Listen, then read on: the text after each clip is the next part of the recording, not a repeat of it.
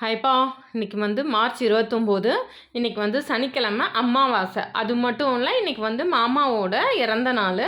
அதனால் இன்றைக்கி அமாவாசையோட மாமாவோட இறந்த நாளும் இதே நாளில் வர்றதுனால நல்லா நம்ம வந்து சாமி கும்பிட்றலாம். அதுக்காக நான் காலையிலே எழுந்துச்சி முன் வாசல் பின் வாசல் எல்லாமே கழுவிட்டேன். இன்றைக்கி அமாவாசைன்றதுனால வாசலில் வந்து கோலம் போடலை.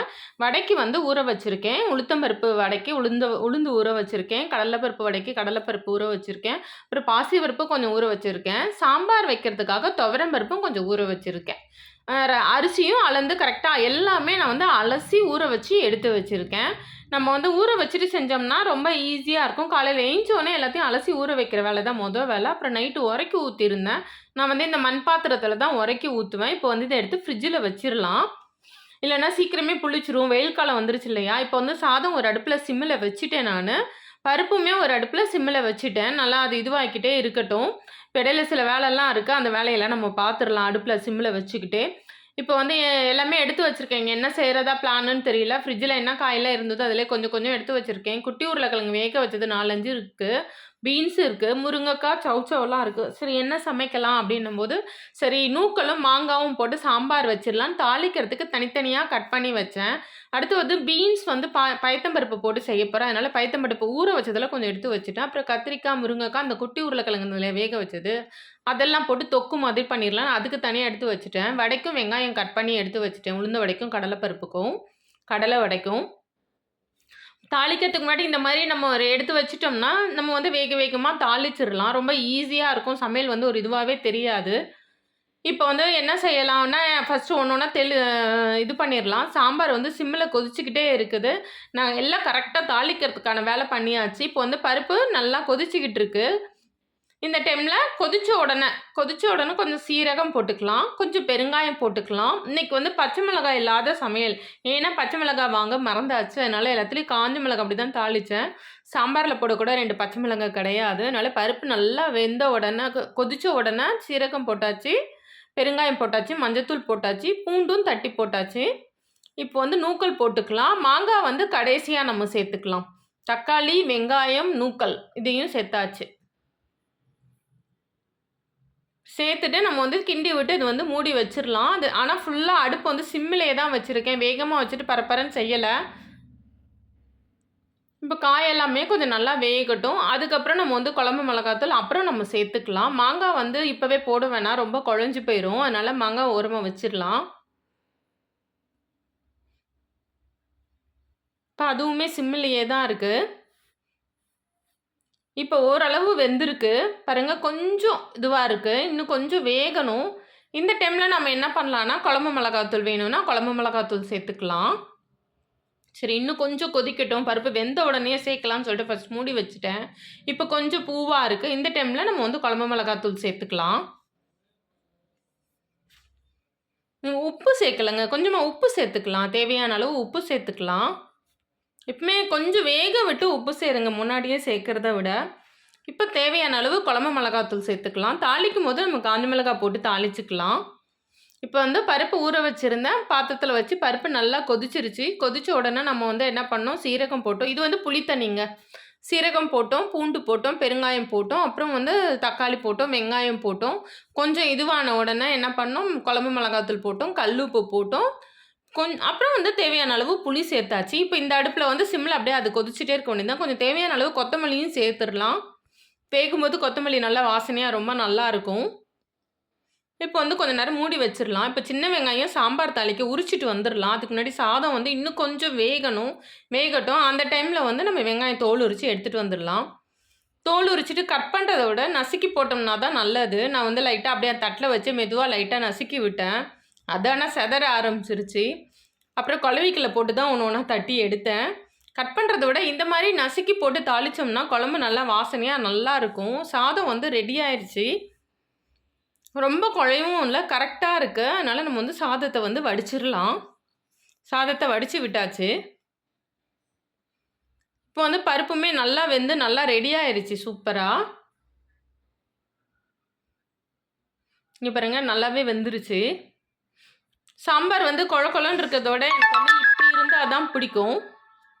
இப்போ வந்து நம்ம சாம்பாரை வந்து தாளிச்சிடலாம். நல்லெண்ணெயில தான் இன்றைக்கி தாளிக்க போகிறேன்.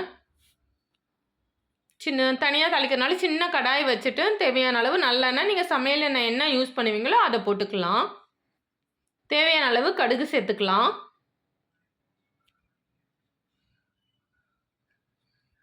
கடுகு பொரியட்டும். பொரிஞ்ச உடனே வெங்காயம் நசுக்கி வச்சுருக்கோம் இல்லையா, அதுவும் காஞ்ச மிளகாய் கிள்ளி வச்சுருக்கேன். அது கருவேப்பிலை இது எல்லாத்தையுமே அதில் சேர்த்து நல்லா வந்து அது கொஞ்சம் நல்லா வதங்கினோன்னா சாம்பாரில் தூக்கி ஊற்ற வேண்டியதுதான்.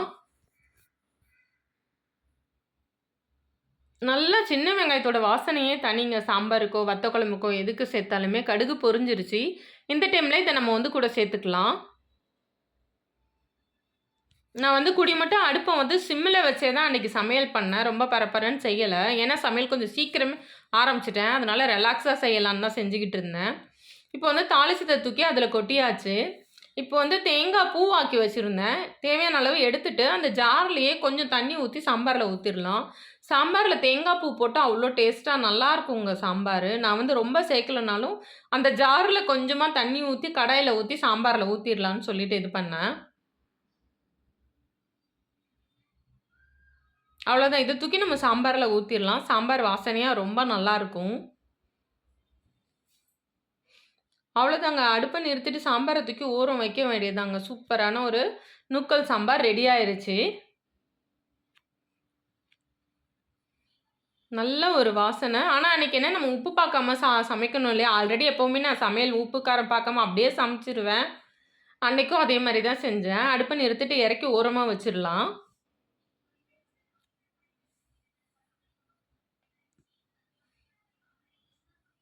சாதமும் வடித்து நிமித்தியாச்சு. அதையும் ஓரமாக வச்சிடலாம். ஒன்று செய்ய செய்ய நம்ம கிளியர் பண்ணிக்கிட்டே இருக்கலாம். இப்போ வந்து அடுப்பில் 3 பாத்திரம் வச்சுருக்கேன். 3துலேயும் ஒன்று நான் தாளிக்க போகிறேன். எல்லாத்துலேயும் தேவையான அளவு கொஞ்சம் கொஞ்சம் எண்ணெய் ஊற்றிக்கலாம். அதாவது ஒரு இதில் பீன்ஸ் பொரியல் பண்ண போகிறேன், ஒரு இதில் கத்திரிக்காய் முருங்கைக்காய் செய்ய போகிறேன், ஒரு இதில் தக்காளி பச்சடிக்கு செய்ய போகிறேன். அந்தந்த பொரியலுக்கு தகுந்த பாத்திரம் மாதிரி வச்சுருக்கேன். இன்றைக்கி நான்ஸ்டிக் பாத்திரத்தில் தான் நான் தாளிக்க போகிறேன். நான்ஸ்டிக்குன்றதுனால கிண்ணம் வேறு சாஞ்சிடுச்சு. நல்ல வேலை கொஞ்சமாக இருந்தது, எண்ணெய் கொஞ்சமாக இருந்தனால ஊற்றலை. இப்போ வந்து நம்ம தாளிச்சிடலாம். சாம்பாரில் மாங்காய் போட மறந்தாச்சு. சரி, சாம்பார் கொதிக்க கொதிக்க இருந்ததுனால என்ன பண்ணேன், அந்த மாங்காவை தூக்கி போட்டு மூடி சாதத்தை தூக்கி அடுப்பில் வச்சாச்சு. அதாவது அடுப்பில் சாதத்தை தூக்கி அந்த சாம்பார் மேலே வச்சாச்சு. அந்த சூடோடு சேர்த்து வெந்துடும் இல்லையா. இப்போ வந்து ஃபஸ்ட்டு கத்திரிக்காய் முருங்கைக்காய் தாளிச்சிடலாம். எண்ணெய் ஊற்றினேன். எண்ணெய் ஊற்றிட்டு கடுகு போட்டாச்சு. கொஞ்சமாக சீரகம் போட்டுக்கலாம். சீரகம் நல்லா பொரியட்டும். இப்போ வந்து கத்திரிக்காய், முருங்கைக்காய், குட்டி உருளைக்கிழங்கு, வேக வச்ச குட்டி உருளைக்கிழங்கு, தக்காளி, வெங்காயம் எல்லாத்தையும் சேர்த்தாச்சு. நான் நல்லா வதக்கெல்லாம் வதக்கலைங்க. கடுகு சீரகம் பொரிஞ்ச உடனே இதையும் தூக்கி போட்டு தேவையான அளவு கல்லுப்பு சேர்த்து குழம்பு மிளகாத்தூள் சேர்த்து கொஞ்சமாக தண்ணி ஊற்றி அப்படியே அடுப்பில் சிம்மில் வச்சிடலாம். இது ரெடி. இது வந்து சிம்மிலேயே இருக்கட்டும். அதுக்குள்ளே நம்ம பீன்ஸ் தாளிச்சிடலாம். கொஞ்சம் தண்ணி போதும். ஏன்னா நம்ம பொரியல் மாதிரி தானே, தொக்கு மாதிரி தானே பண்ண போகிறோம். குழம்பு மாதிரி வைக்க போகிறது இல்லைல்ல. சாம்பாருக்கு இந்த காம்பினேஷன் ரொம்ப நல்லாயிருக்கும். அதனால் இது வந்து அடுப்பில் நம்ம மூடி வச்சிடலாம். இப்போ வந்து பீன்ஸ் பொரியல் பண்ணிடலாம். தேவையான அளவு கடுகு சேர்த்துக்கலாம். கடுகு பொரியட்டும். காஞ்ச மிளகாய் போட்டுக்கலாம். பச்சை மிளகாய் இல்லைன்னு சொன்னேன் இல்லையா. ஆனாலுமே பீன்ஸுக்கெலாம் எப்போவுமே காஞ்ச மிளகாய் தான் சேர்ப்பேன். இல்லைன்னா தேங்காவோட பச்சை மிளகாய் பூவாக்கி போடுவேன். இன்றைக்கி வந்து பச்சை மிளகாய் இல்லாததுனால காஞ்ச மிளகாய் தான் தாளித்தேன். எண்ணெய் ஊற்றினோம், கடுகு போட்டோம். கடுகு போட்டுட்டு காஞ்ச மிளகாய் போட்டோம், கருவேப்பிலை போட்டோம். இப்போ வெங்காயம் போட்டிருக்கோம். இப்போ இது கூட பீன்ஸ் வந்து நான் வந்து நல்லா அலசிட்டு கட் பண்ணி எடுத்து வச்சுருக்கேன். அந்த பீன்ஸை வந்து இது கூட சேர்த்துடலாம். முன்னாடியே எல்லாம் அதாவது பாசிப்பருப்பு ஊற வச்சேன் இல்லையா. எப்போவுமே பீன்ஸ் பொரியலோ அவரைக்காய் பொரியலோ பண்ணிங்கன்னா, பருப்பு சேர்க்க போகிறீங்கன்னா ஃபஸ்ட்டு பருப்பை அடியில் சேர்த்துருங்க. அதுக்கு மேலே வந்து உப்பை போட்டுட்டு பீன்ஸை போட்டு கிண்டாமல் அப்படியே மூடி வச்சுருங்க. கரெக்டாக வெந்து சூப்பராக வெந்துருங்க. நல்லா பாசிப்பருப்பு ரொம்ப கொலன்னு வேகாமல் நல்லா ஒரு மாதிரி பூவாக வெந்துடும். கொஞ்சமாக தண்ணி சேர்த்துட்டு இதையும் மூடி வச்சிடலாம். இப்போ கத்திரிக்காய் முருங்காவும் அடுப்பில் சிம்மில் இருக்குது. இதுவுமே அடுப்பில் இப்போ சிம்மில் வச்சு விட்டுட்டேன். வெந்துட்டே இருக்கட்டும். இந்த டைமில் இது எண்ணெய் காஞ்சிக்கிட்டு இருக்குது. அதுக்கு முன்னாடி தக்காளியை வந்து நம்ம நல்லா ஸ்மாஷ் பண்ணிக்கலாம். நான் வந்து பொடியெல்லாம் நறுக்கலை. மிக்சியில் ஒன்றும் பாதியமாக ஒரு ஓட்டி எடுத்துக்கிட்டேன். இப்போ தேவையான அளவு கடுகு சேர்த்துக்கலாம். தேவையான அளவு சீரகம் சேர்த்துக்கலாம். இப்போ வந்து கடலப்பருப்பு ஊற வச்சுருந்தேன் இல்லையா, அதுலேருந்து கொஞ்சம் கடலப்பருப்பு எடுத்து இது கூட சேர்த்துட்டேன். காஞ்ச மிளகாவும் சேர்த்துக்கலாம். பெருங்காயம் சேர்த்துக்கலாம். இது வந்து தக்காளி பச்சடிக்கு. கருவேப்பிலையும் சேர்த்தாச்சு. சேர்த்துட்டு அரைச்சோம் இல்லையா தக்காளி, வெறும் தக்காளி தான் அரைச்சேன். அதுவும் வந்து ஒண்ணும் பாதியுமா ரொம்ப ஸ்மாஷ் பண்ணாம, கொஞ்சம் இதுவா தான் இது பண்ணேன். தேவையான அளவு உப்பு சேர்த்துக்கலாம். இத கிண்டி இத அடுப்புல அப்படியே சிம்ல வச்சு விட்டுறலாம். இப்ப எல்லாமே சிம்ல தாங்க இருக்கு. நான் இத செஞ்சுக்கிட்டே வெளி வேலைங்கள்லாம் கொஞ்சம் அப்படியே பார்த்துக்கிட்டு இருந்தேன் அடுப்புல வச்சுக்கிட்டே. அவ்வளோதான். இப்போ வந்து கத்திரிக்காய், முருங்கக்காய், உருளைக்கிழங்கு சிம்மில தான் இருக்கு. இப்போ தொறந்து பார்த்தோம்னா, இன்னும் கொஞ்சம் வேகணும். தண்ணி ஓரளவு வத்திருச்சு. இன்னும் கொஞ்சம் இந்த மிளகாத்தூள் நெடி போனோன்னா, நம்ம தேங்காய் பூ போட்டு இறக்கிற வேண்டியது தான்.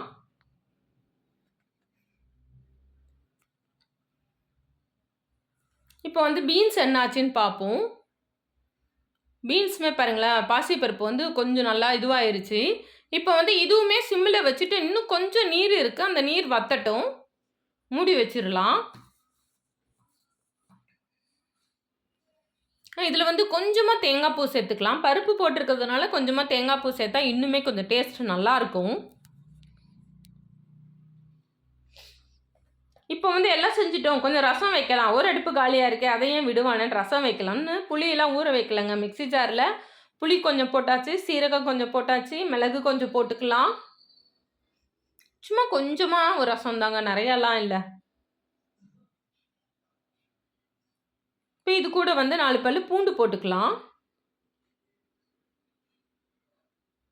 ஒரு தக்காளி போட்டுக்கலாம். காஞ்ச மிளகாய் சேர்த்துக்கலாம். பச்சை மிளகாய் இருந்தா 1 போடுவேன். காஞ்ச மிளகாய், கொஞ்சம் கொத்தமல்லி, கருவேப்பிலை இது எல்லாத்தையும் ஒரு ஓட்டு கல் உப்பு போட்டுக்கலாம். இதிலேயே போட்டுக்கலாம்.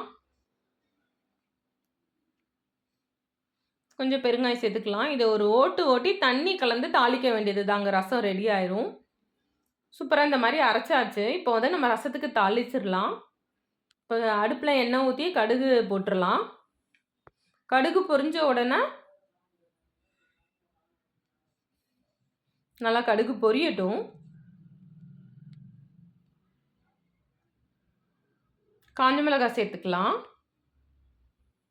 ரசத்திலேயே நம்ம எல்லாமே போட்டு அரைச்சதுனால, அத தூக்கி அப்படியே ஊத்தி தேவையான அளவு தண்ணி சேர்த்துக்கலாம்.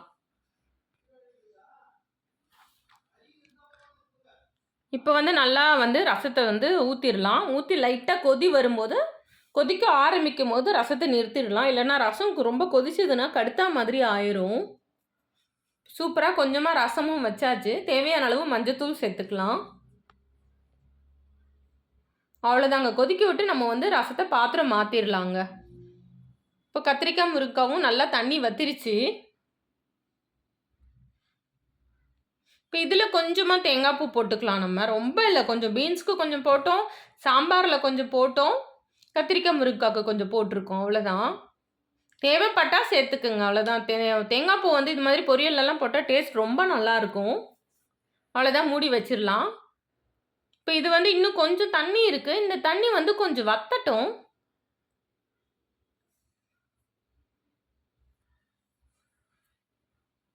இப்போ வந்து பீன்ஸ் என்னாச்சு பார்க்கலாம். பீன்ஸுமே ஓரளவு ரெடி ஆயிருச்சுங்க. அதுக்குள்ள ரசத்துல கொதி வர ஆரம்பிச்சிருச்சு. ரசத்த வந்து அடுப்ப நிறுத்திட்டு பாத்திரம் மாத்திக்கலாம்.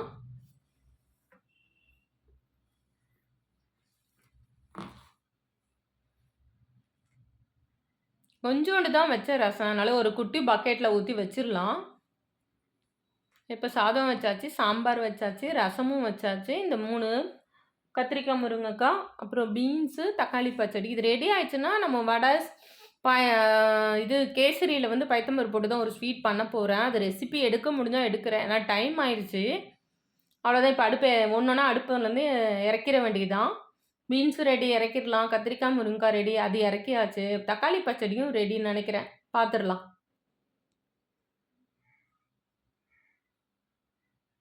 இது இன்னும் கொஞ்சம் இருக்கட்டும். இப்ப தண்ணி நல்லா வத்திருச்சு. அவ்வளோதான். அடுப்ப நிறுத்திட்டு அத அப்படியே மூடி வச்சிரலாம். ஆற விட்டு நம்ம வந்து அதில தயிர் சேர்க்கணும். தயிர் ஆற விட்டு சேர்த்தா நல்லாயிருக்கும். இப்போ வந்து மெயினான வேலை எல்லாமே செஞ்சு ஓரமா அடுக்கியாச்சா, அடுப்ப துடைக்கிறது. நான் வந்து அடுப்பு சூடா இருக்கும்போதே அப்படியே விட்டுற மாட்டேன். லைட்டா வந்து கொழின்னு ஏதாவது சோப் வாட்டர் ஏதாவது போட்டு தெளிச்சுட்டு, இல்லாட்டி தண்ணி தெளிச்சுட்டு நல்லா போட்டு தேய்ச்சி துணி வச்சு துடைச்சோம்னா பளிச்சுன்னு ஆயிரும். கையில ரொம்ப உங்க சூடு படாம லைட்டா இந்த மாரி ஸ்ப்ரே பண்ணிட்டு லைட்டா கொஞ்சம் வார்மா இருக்கும்போதே தொடச்சிங்கன்னா, பிசுபிசுப்பெல்லாம் வந்துரும். அடுப்பு பளிச்சுன்னு நல்லாயிருக்கும். எனக்கு அடுப்புமே நான் விறகடுப்பு எரிக்கும்போது அடிக்கடி சிரட்டையை வந்து இந்த அடுப்பில் கவுத்து வச்சு எரிச்சிட்டு தான் கொண்டு போய் எரிப்பேன். அதனால கொஞ்சம் என் அடுப்பு வந்து கொஞ்சம் சைடெல்லாம் கருப்பான மாதிரி ஆயிடுது. அவ்வளோதாங்க. இப்போ இதெல்லாம் முடிச்சாச்சு. ஸ்வீட்டும் வடையும் தான். அடுப்பை ஓரளவு மேல் பக்கம் கீழ் பக்கம்லாம் நல்லா தொடச்சிட்டோம்னா ஸ்வீட் செஞ்சுட்டு அப்புறம் கூட பொறுமையாக தொடச்சிக்கலாம். அதெல்லாம் அடுப்பில் அவ்வளோவா தெரிக்காது. எப்பவுமே அடுப்பு மேலே மட்டும் துடைக்காமல் கீழேயும் இந்த மாதிரி தொடச்சிங்கன்னா உங்களுக்கு கரப்பாம்பூச்சிலாம் வராது, பூச்சி தொல்லை இருக்காது. நீங்கள் கீழே துடைக்காம விட்டால் தான் செதறதுக்கு, பருப்புக்கு, கடுகுக்கு, வெங்காயத்துக்கு அடியில் வந்து செதறி இருந்துச்சுன்னா கரப்பாம்பூச்சி இந்த மாதிரி பூச்சிகள்லாம் வரும். குட்டி குட்டி கரப்பாம்பூச்சி வரும். அது தெரியாது. ஆனால் நைட்டு தண்ணி குடிக்க நம்ம கிச்சனுக்கு போகும்போது பார்த்தா ஆட்டம் போட்டுட்ருக்கோம். நான் இவ்வளோ துடைச்சே எனக்கு சில நேரம் வந்து அந்த மாதிரி குட்டி குட்டி கரப்பாம்பூச்சி கிச்சனில் நடமாடும். இப்போ வந்து நீட்டாக சூப்பராக தொடச்சி முடிச்சாச்சு. அடுப்பில் மாட்டுற பிளேட் எல்லாமே கழுவியாச்சு. அது ஒன்று ஒன்றா எடுத்து உடனே தொடச்சி இதில் மாட்டிடலாம். கிச்சனையுமே ஓரளவு நீட்டாக க்ளீன் பண்ணியாச்சு. இப்போ நமக்கு 3 வேலை தான். பருப்பு வடை, உளுந்த வடை, கொஞ்சமாக கேசரி இல்லைங்க பைத்தம்பருப்பு போட்டு வெல்லம் போட்டு தான் ஒரு இது பண்ண போகிறேன். இப்போ இந்த வேலை முடிஞ்சுதா? சரி வாங்க அடுத்த வேலையை ஆரம்பிப்போம். வடைக்கு சுடணும். மாவு அரைச்சிட்டு கடலைப்பருப்பும் உளுந்த வடையும் சுடணும். வெங்காயம்லாம் கட் பண்ணி ரெடியாக இருக்குது. பாசிப்பருப்பு வந்து அந்த ரவையோடு செய்கிற ஸ்வீட்டுக்காக ஊற வச்சுருக்கேன். இப்போ பார்த்துடலாம். சாம்பார் ரெடி, சோறு ரெடி, ரசம் ரெடி, கத்திரிக்காய், முருங்கைக்காய், உருளைக்கிழங்கும் ரெடி.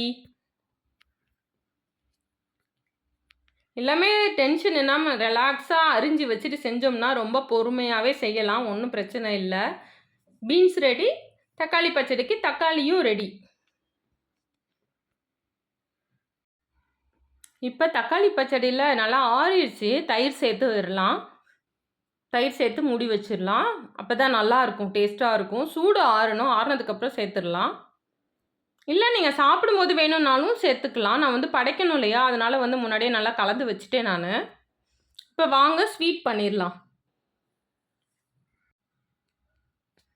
கடாயை வச்சுட்டு கொஞ்சமாக நெய் போட்டிருக்கேன். வெல்லம் எடுத்து வச்சுருக்கேன். ரவையும் எடுத்து வச்சுருக்கேன். இந்த பாசிப்பருப்பு ஊற வச்சது கொஞ்சம் இருக்கு இல்லையா, அதையும் ரவையும் வச்சு தான் செய்ய போகிறோம். சர்க்கரைக்கு பதில் வெல்லம் தான் போட போகிறோம். தேங்காய் பூவும் எடுத்து வச்சுருக்கேன். நெய்யில் வந்து முந்திரியும் தேங்காயும் நல்லா வறுத்துட்டு அதை எடுத்துட்டு அப்புறம் ரவையும் வறுத்துட்டு செய்யணும். நான் வந்து வீடியோ எடுக்க டைம் இல்லை, கொஞ்சம் டைம் ஆயிடுச்சு, அதனால் அதை எடுக்கலை.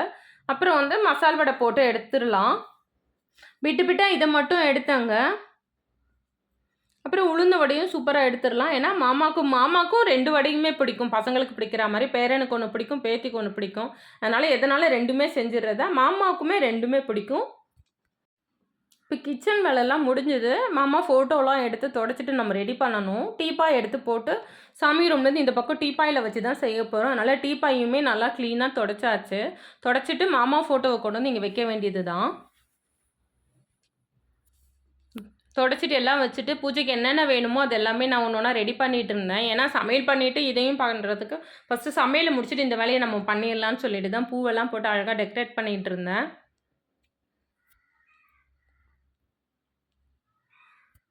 அவ்வளோதாங்க. வேகமாக மாமாக்கு சும்மா வெட்டி ஒரு டிஷர்ட்டு அதை வச்சு தாங்க சாமி கும்பிட்டேன். மாமாக்கு டீ பிடிக்கும், அதனால் ஒரு டம்ளர் டீ போட்டு வச்சாச்சு. அவ்வளோதான். தேங்காய் உடச்சி செஞ்சதெல்லாம் படைச்சி விளக்கு ஏற்றிட்டு செஞ்சதெல்லாம் படைச்சி கும்பிட வேண்டியது தான். சாமி கும்பிட்ற வீட்டில் எந்த ஃபெஸ்டிவல்னாலும் நீங்கள் முன்னாடியே பிளான் பண்ணி அழகாக நறுக்கி வச்சுட்டு அந்த மாதிரி செய்யுங்க. கிச்சனும் நீட்டாக இருக்கும். இப்போ இன்னைக்கு வந்து சனிக்கிழமை அமாவாசை. அது மட்டும் இல்லை, மாமாவோட இறந்த நாள். அதனால இன்னைக்கு வந்து அமாவாசைக்கு மாமா எல்லாத்தையும் சேர்த்து படைச்சிட்டு நம்ம வந்து சாமி கும்பிட்டு இது பண்ணலாம். படையலுக்கு என்னென்ன செஞ்சுருக்கேன்னு பார்த்துடலாம்.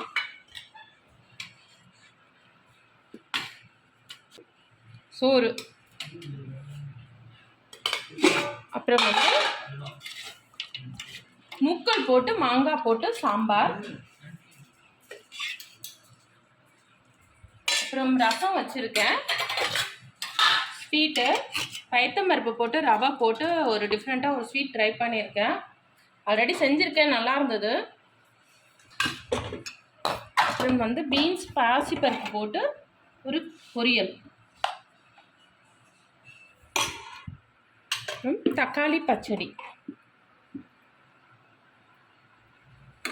அப்புறம் உருளைக்கிழங்கு கத்திரிக்காய் முருங்கைக்காய்லாம் போட்ட ஒரு தொக்கு. அப்புறம் எப்போ மாதிரி உளுந்த வடை, மசால் வடை. இன்னைக்கு அமாவாசைக்கு மாமாவோட இறந்த நாளைக்கு இன்னைக்கு படையல் இதுதான். வாங்க சாமி கும்பிட்டுட்டு படைச்சிட்டு காக்காக்கெல்லாம் வச்சுட்டு சாப்பிடலாம். அவ்வளோதான்ப்பா. உங்களுக்கு இந்த வீடியோ பிடிச்சிருந்தா லைக் பண்ணுங்கள், ஷேர் பண்ணுங்கள், கமெண்ட் பண்ணுங்கள், சப்ஸ்கிரைப் பண்ணுங்கள். அடுத்த வீடியோவில் பார்க்கலாம்ப்பா. பாய்.